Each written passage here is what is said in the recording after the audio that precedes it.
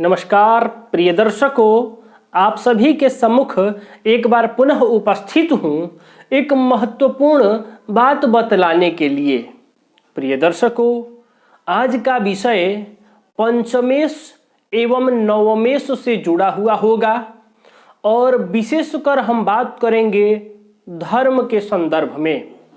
अब इस धर्म के संदर्भ में क्या बात होगा, तो वह कुछ इस प्रकार की समस्या है जिसके निदान को हम समझेंगे और वह समस्या क्यों हो रही है इस विषय को समझेंगे। और यह समस्या धर्म से लेकर जुड़ा हुआ है, पंचमेश एवं नवमेश से संबंधित है। प्रिय दर्शकों,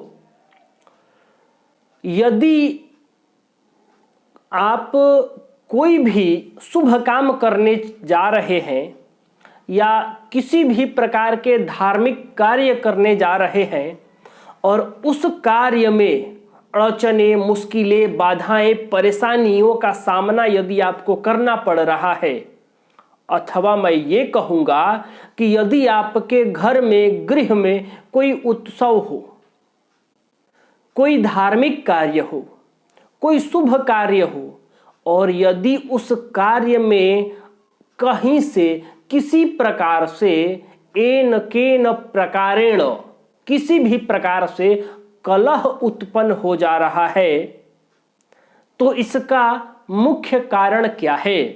जन्म कुंडली द्वारा इस कारण को आज बताने जा रहा हूं। यदि आपके साथ भी इस प्रकार की घटनाएं हो रही है, इस प्रकार की स्थितियां हैं, तो आज आप इस कार्यक्रम को पूरा देखिए। आप यह समझ जाएंगे कि इस प्रकार की घटनाएं क्यों हो रही हैं और उसका सरल समाधान क्या होगा।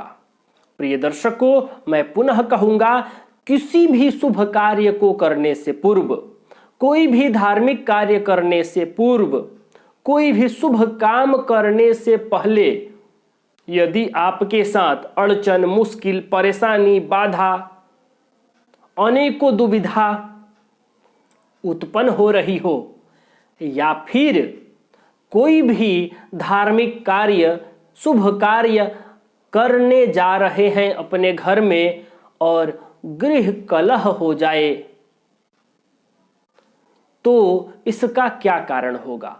प्रिय दर्शकों, आप अपनी जन्म कुंडली का अध्ययन कीजिए और आपके जन्म कुंडली में जो नवा भाव है, जो धर्म का भाव है, नवम भाव के अधिपति और नवम भाव यानी धर्मेश और धर्म भाव, और इसके साथ आपको देखना है पंचम भाव को, यानी पंचम भाव और पंचमेश।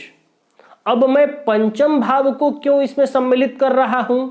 तो ज्योतिष शास्त्र का एक सूत्र है भावात भावम, भावात भावम। इस सूत्र को आगे मैं आप सभी के समक्ष रखूंगा, उसके बारे में बात करूंगा, उस पर भी एक कार्यक्रम आगे बनाऊंगा। लेकिन आज आप इतना समझिए, भावात भावम के सिद्धांत के अनुसार पंचम भाव भी धर्म का भाव है। वहां से भी धर्म का, शुभ कर्म का, भाग्य का विचार किया जा सकता है, क्योंकि वह नवम से नवम भाव है। यही सिद्धांत है, यही सूत्र है भावात भावम।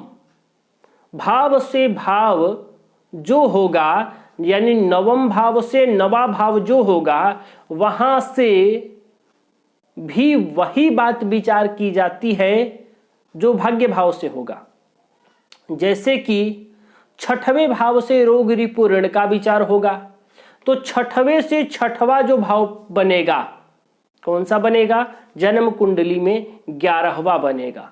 तो 11वें भाव से भी रोग रिपु ऋण का विचार किया जा सकता है। इसी को कहते हैं भावात भावम।